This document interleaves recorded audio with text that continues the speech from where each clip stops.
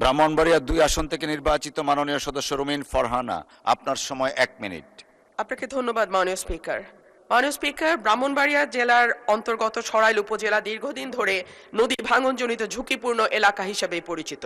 বিশেষত মেঘনা নদীর অব্যাহত ভাঙন প্রবণতার কারণে এই অঞ্চলের তীরবর্তী জনপদসমূহ প্রতি বছর মারাত্মক ক্ষতির সম্মুখীন হয়।